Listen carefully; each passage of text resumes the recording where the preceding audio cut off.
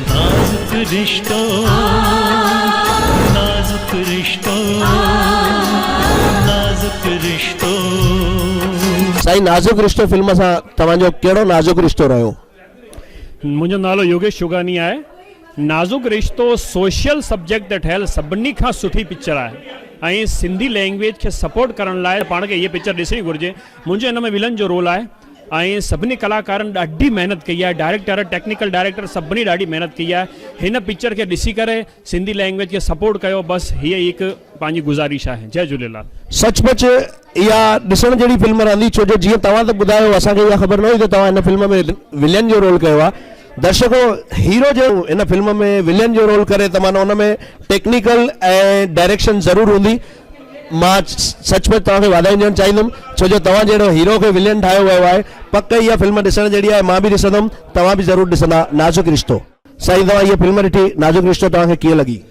रिश्ता हमेशह नाज़ुक थींदा आहिनि। माण्हुनि खे रिश्तनि जो अहसासु हुअणु खपे।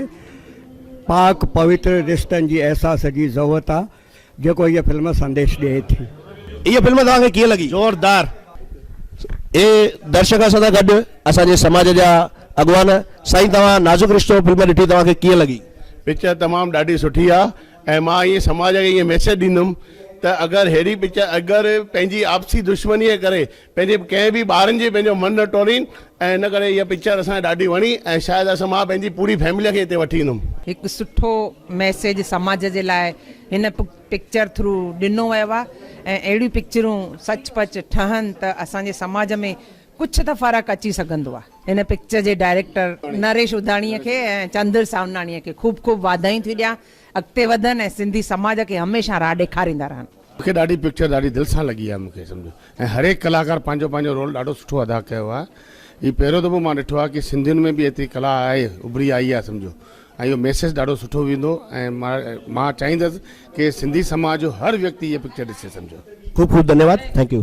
तव्हां सिंधी फिल्म नाजुक रिश्तो ॾिसी आया, तव्हांखे उन फिल्म में एक्टिंग, डायरेक्शन ऐं गीत कीअं लॻा?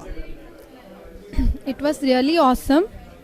अॼु जी जनरेशन खे, युवा पीढ़ी खे इहे असांजी सिंधत्व खे वधाइणु खपे ऐं जाम सुठी फिल्म हुई, मूंखे जाम वणी। Thank U very much.